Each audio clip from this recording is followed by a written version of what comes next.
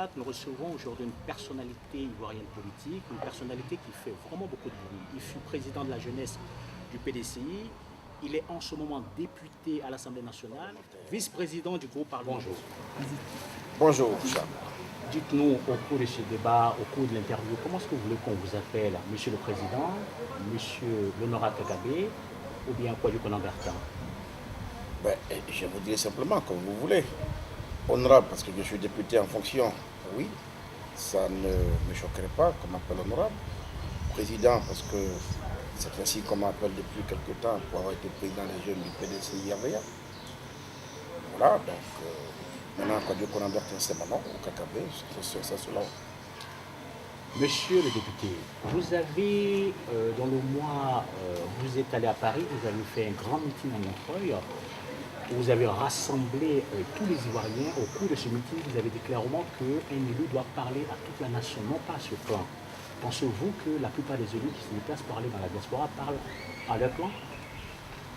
Si des élus se déplacent à l'extérieur de la Côte d'Ivoire pour ne pas tenir un discours dans l'intérêt de l'ensemble des Ivoiriens, alors il me semble qu'ils apprécient mal leur rôle et leur fonction.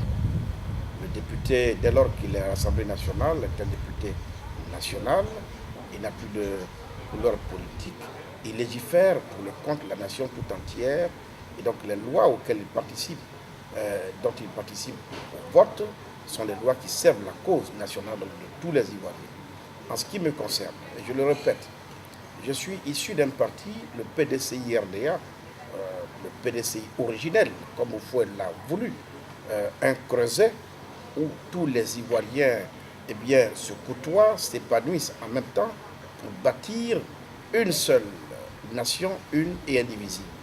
Et donc, je comprends que mon rôle à moi en tant qu'élu, dans un contexte que tout le monde connaît aujourd'hui, où les Ivoiriens ne sont plus unis, nous sommes divisés, vivent côte à côte, se regardent en chien de faïence. Une fois que je suis à l'extérieur, que des Ivoiriens éprouvent le besoin de m'entendre, mon rôle, ma mission, ma responsabilité, c'est de m'adresser à l'ensemble des Ivoiriens et leur dire, regardez, espoir d'abord en eux-mêmes, et puis aussi espoir en leurs frères, de ne pas perdre confiance en eux-mêmes. Nous sommes condamnés à nous entendre, nous sommes condamnés à nous remettre ensemble pour que justement nous remettions notre pays sur le chemin de la stabilité, pour que nous mettions les Ivoiriens au travail et que la Côte d'Ivoire renégocie avec efficacité sa position de leadership dans la sous-région et pourquoi pas en Afrique. Monsieur le député, on a vu dans les journaux ici, vous ne vous cachez même plus, vous avez dénoncé le métier de Youssou Bakayoko, président de la CNI. On a vu aussi qu'en 2011, vous n'avez pas parlé réellement du métier de Youssou Bakayoko lorsque, par exemple, ce dernier a prononcé les résultats au Golfe. Il y a quand même un paradoxe par rapport à ce que vous dites. Non, il n'y a pas de paradoxe. En 2010, M. Youssou Bakayoko venait d'être élu ou nommé à la tête de la CEI. Je n'avais aucun élément objectif pour le recuser, pour l'accuser de quoi que ce soit. Mais seulement, j'estime que après le résultat catastrophique que les dernières élections nous a donné, et avec les morts qu'il y a eu par la suite, je pense que par respect pour la mémoire de tous ceux qui sont morts, on ne peut pas recommencer avec les mêmes. Parce que les mêmes causes produisant les mêmes effets, je crains que si on ne s'habitue pas maintenant à privilégier la mise en place de structures, d'institutions fortes qui soient crédibles, qui puissent donner donc des résultats qui s'imposent aux Ivoiriens, nous risquons d'aller donc à la répétition de l'histoire, c'est-à-dire de ce qui s'est passé en 2010. Je n'ai rien contre M. Youssou Bakayoko qui du reste, dit-on, serait issu des rangs du PDCI RDA. Je dis bien serait issu des rangs du PDCI RDA. C'est un aîné que je connais et donc je n'ai rien de particulier contre lui. Mais je dis, la CEI est un instrument extrêmement important dans le processus électoral en cours. D'ailleurs, son importance, ça s'est vérifié en 2010. Il faut faire en sorte que cette fois-ci, nous ayons une CEI, comme le prescrit notre Constitution, qui soit véritablement indépendante. Parce que composée d'Ivoiriens, et je pense qu'on peut les trouver, ces Ivoiriens-là, intègres, qui soient distants des intérêts des hommes politiques et qui puissent nous rassembler en disant la vérité des urnes, le moment venu, pour que ces élections de 2015 nous réconcilient. Voilà ce que je dis. Et puis, il faut que nous aussi, nous prenons l'habitude d'avoir cette culture de démission, en Afrique aussi, hein, quand même. Je crois que quand on a été président d'une CEI qui a prononcé des résultats qui a entraîné ces milliers de morts, on a une conscience pour soi. Moi, à sa place, je n'aurais pas été heureux de venir présider encore à nouveau cette même CEI. Monsieur le député, c'est vrai, vous dénoncez aussi le malaise des Ivoiriens. En dénonçant réellement le malaise des Ivoiriens, vous parlez de précarité, des droits de l'homme qui sont bafoués, de l'insécurité. En clair, la Côte d'Ivoire mal chez vous, on dirait. La Côte d'Ivoire, il ne faut pas l'oublier, se remet peu à peu d'une si longue crise, et surtout de la guerre. Et je ne veux pas nier ici que des efforts aient été faits de ce point de vue-là, du point de vue sécuritaire, parce que la situation s'est plus ou moins améliorée. La situation sécuritaire du pays aujourd'hui n'était pas ou n'est pas celle d'hier. Il y a des efforts qui ont été faits, mais on peut faire mieux. Le mieux, pour moi, c'est que tous les Ivoiriens se sentent en sécurité sous le régime de Alassane Ouattara, que tous nos biens soient sécurisés. En même temps, il faut que la Côte d'Ivoire soit définitivement pacifiée, que ceux qui ont les armes en main les déposent définitivement. On ne peut pas continuer éternellement de penser qu'avec les armes en main, on a des discours à imposer aux autres. Non, nous avons choisi, nous devons choisir la voie de la démocratie, qui est aujourd'hui un processus irréversible en Afrique. La démocratie, c'est le débat d'idées qui exclut toute violence, qui exclut les armes, qui exclut les pistolets, les kalachnikovs. Ça a été, en un temps, ça a permis à quelques-uns de s'affirmer, et ça ne peut pas continuer comme ça. C'est le débat que je tiens. Donc il faut pacifier définitivement le pays.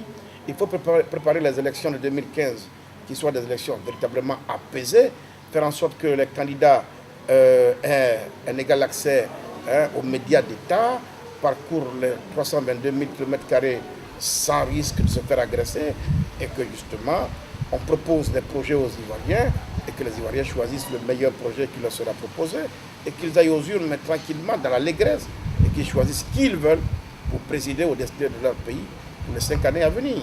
Voilà un peu le rêve que devrait avoir tout Ivoirien qui aime ce pays.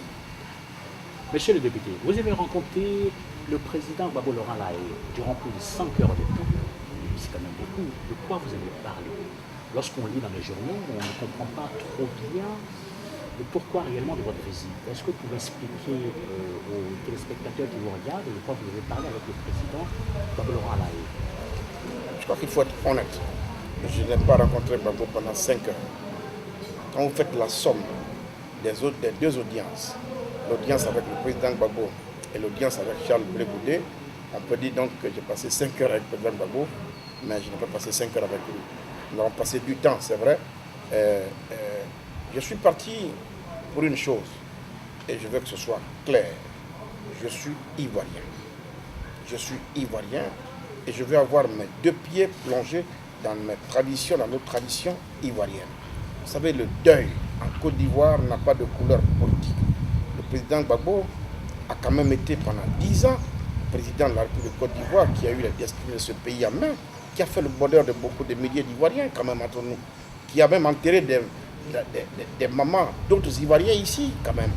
Aujourd'hui, il perd sa mère, il est en prison à La Haye, donc physiquement dans l'incapacité d'assister aux obsèques. Je pensais que si on a un cœur, parce que vous pouvez m'apprendre une chose, la politique, c'est l'homme qui l'a fait, l'homme l'a fait pour l'homme, c'est pour ça que vous pouvez mettre l'homme au centre de sa préoccupation politique. Moi, je mets l'homme au centre de tout, puisque ce que je veux faire, je veux le faire pour l'homme et au bénéfice de sa vie. Laurent Gbagbo est un homme, il est en prison, il a perdu sa mère, j'en suis sensible au deuil qui le frappe, à la douleur, donc j'ai trouvé que c'était de l'humanisme purement et simplement que d'effectuer le déplacement jusqu'à La Haye pour aller lui présenter d'abord les condoléances. Mais je ne suis pas arrêté là. Quand je suis arrivé en Côte d'Ivoire, j'ai été présenter les condoléances aux autres membres de la famille pour m'incliner sur la dépouille de la vieille, le temps qu'on ouvre les obsèques et que tous les Ivoiriens, comme ce fut le cas du temps de Félix Houphouët-Boigny. Je me rappelle encore ce grand mouvement d'allégresse de l'ensemble des Ivoiriens dans notre multitude, je veux dire, la pluralité politique et tout ça, opposition, pouvoir, tout le monde allait enterrer les sœurs du président Houphouët à Yamoussoukro. C'était beau à voir, non? J'aimerais bien que dans ce même élan, les Ivoiriens aillent donc réserver, je veux dire, un adieu, hein, dans ce contexte-là, hein, à la mère du président Laurent Gbagbo. Et puis, il me semble aussi que ce sont quand même des gestes qui apportent quand même du baume au cœur des uns et des autres. Et à partir de là, on peut poser des actes, de mon point de vue, qui peuvent prédisposer ou disposer de nos cœurs à comprendre qu'il faut qu'on aille au pardon, qu'il faut qu'on aille à la tolérance, qu'il faut qu'on aille à la réconciliation. Parce que de toute façon, la réconciliation, je le répète, comme Moufou aimait le dire, pour la paix, ça ne peut pas être un vain mot qu'on prononce à longueur de journée sous des bâches pendant des meetings. La réconciliation, ça doit être l'affaire de tous les Ivoiriens, le comportement de chaque citoyen, le pas que nous posons tous les jours. Oui, je pense que je fais ce que je peux et j'invite tous les Ivoiriens à faire ce qu'il y a à faire pour qu'on se retrouve. On parle de réconciliation, monsieur le député. On a vu l'appel du président Bédié à voter pour le président Alassane Ouattara. Est-ce que cela vous concerne aussi? En tant que militant du PDCI-RDA, d'abord, je trouve que cet appel-là, même si en démocratie, il faut respecter la vie des autres. Et le président Bédié, je vous le dis clairement, c'est un père et c'est un démocrate. Je respecte son avis, son point de vue. Mais il faut quand même jeter un coup d'œil sur la forme. L'appel du président Bédié a été lancé au cours d'un meeting républicain du président de la République de Côte d'Ivoire, qui du reste est adversaire au PDCI-RDA, il faut le préciser. Et l'appel est lancé et signé par le fils de Ifou, qui est M. Bédié, non pas par le président du PDCI-RDA. L'appel est signé par l'ancien président de la République. Ça veut dire que M. Bédié, qui est respectueux de la liberté des autres, a endossé à lui tout seul cet appel. Ce n'est donc pas un appel au nom du PDCI-RDA et cet appel n'engage pas le PDCI-RDA. Eh bien, un appel qui doit engager le PDCI-RDA, il se prend soit au bureau politique du PDCI, soit à la convention du PDCI, soit au congrès du PDCI-RDA. Voici les instances du parti au cours desquelles, eh bien, ces grandes décisions, bien entendu quand même, qui engagent la vie du parti, eh bien, peuvent se prendre. Et le dernier congrès du PDCI-RDA, du reste auquel nous avons participé activement, a tracé les sillons. Et le congrès lui-même a eu des actes. Et un acte le plus fort du congrès, c'est de dire, les résolutions, bien entendu, du congrès, c'est de dire que le PDCI-RDA, le parti de Félix Houphouët-Boigny, né en 1946, qui a libéré la Côte d'Ivoire du joug colonial, qui a bâti la Côte d'Ivoire moderne, qui a construit ce pays-là, ce PDCI, j'insiste, à un congrès décide qu'il ne peut pas se faire qu'il n'ait pas de candidat en 2015. Mieux, il a précisé qu'il lui faudra un militant actif en son sein pour conduire sa campagne. Donc, tout ce qui reste à faire aux militants du PDCI, au président du PDCI, au secrétariat exécutif du PDCI, c'est justement d'organiser la convention pour que justement la convention aille entériner les résolutions du Congrès pour dire désormais qui c'est celui-là parmi nous, les nombreux cadres valables et compétents au PDCI-RDA, qui va aller compétir pour le compte du PDCI. C'est ce qu'on attend et c'est ce qui reste à faire. Donc cet appel-là, il n'engage que le président Bédié. Je le respecte, c'est son avis. En tout cas, ce n'est pas le mien. Je suis militant du PDCI-RDA et je trouve que c'est un non-sens que d'appartenir à un parti politique et de faire la promotion d'une candidature au-delà ou en dehors de ce parti politique. Vraiment, c'est une leçon politique pour l'instant que je ne comprends pas. J'ai besoin qu'on m'explique. Pourquoi M. Dikawe dit que vous êtes tout à fait d'accord bien sûr avec cet appel? Il n'a jamais dit ça et je ne pense pas que M. Dikawe, que je respecte, puisse dire ça. Monsieur... Ah oui, attention. Je suis un homme ouvert. Si je peux aller à la haie rencontrer le président Gbagbo, qui du reste a été tout le temps notre adversaire, je ne peux pas refuser des rencontres en interne au PDCI, ça n'obéirait à aucune logique. Le secrétaire exécutif qu'est M. Dikawe a souhaité me voir. J'ai donné mon accord et je l'ai rencontré, comme il a dit lui-même, à 2 reprises, au domicile d'un député, M. Meyambli, qui était intermédiaire. Je n'ai pas été le voir seul d'ailleurs. J'ai été le voir avec une bonne partie de mon équipe. Il a exprimé le désir que nous puissions nous accorder pour voir comment accompagner le président Bédié dans cette phase. Mais ces débats-là, j'étais clair, je suis disposé à rencontrer le président Bédié à tout moment. De toute façon, quand il lançait l'appel, moi je n'étais pas là, j'étais en France, donc je n'ai pas été associé ni à la conception du discours du président Bédié, je n'ai pas été associé à l'appel, je n'en sais absolument rien. Et à mon âge, croyez-moi, je ne peux pas, moi, cultiver un militantisme moutonnier, c'est-à-dire, comme le chef a dit, ça c'est rouge, je vois bien que c'est vert, alors c'est vert, je ne suis pas de ce genre de militant. Je ne suis pas un militant moutonnier, je veux comprendre avant de suivre, je veux qu'on m'explique. Et quand je comprends que j'adhère, alors en ce moment-là, je suis et j'exécute. L'appel est lancé pour l'instant, mais je n'étais pas là, je ne sais pas ce que c'est, je n'ai rien compris là-dedans. J'attends de rencontrer le président du parti. S'il a des arguments pour me convaincre, je le dirai sans gêne, devant tout le monde, que mon père m'a convaincu, et alors je suis d'accord avec lui. Mais pour l'instant, ce n'est pas le cas, et je continue de croire que le PDCI doit avoir son candidat, et je travaille et nous travaillons pour qu'il en soit ainsi. Est-ce que vous avez des ambitions au-delà de la députation? Vous savez que le président Houphouët-Boigny a eu un principe dans sa vie. Je suis un de ses petits-fils politiques. Houphouët, dans sa vie, n'a jamais rien demandé. Et pourtant, il a tout obtenu. Moi, je veux développer, cultiver un militantisme désintéressé. Je ne veux servir que l'intérêt général. Je veux servir que le PDCI RDA. Je suis un soldat, même quelquefois égaré, mais au moins qu'on reconnaisse que je suis un soldat au service du PDCI RDA. Mais un PDCI au service de la Côte d'Ivoire. Parce qu'un PDCI qui ne sert pas la cause des Ivoiriens, écoutez, je ne sais pas pourquoi alors, il faut y militer. Je veux servir le PDCI, mais je veux servir les Ivoiriens. Maintenant, en chemin, vous savez, les questions de ce type-là, pour nous qui sommes chrétiens, moi chrétien catholique, et Dieu seul sait que j'ai foi en Dieu et en Jésus-Christ, on dit que tout pouvoir vient de Dieu. C'est Dieu qui établit le pouvoir. Si tout pouvoir vient de Dieu, pourquoi les hommes s'excitent? Je demande une seule chose, sur la vie de chacun d'entre nous, que la volonté du Seigneur soit faite, aussi bien sûr que sur la mienne. Je vous remercie, monsieur le député. C'est moi qui vous remercie.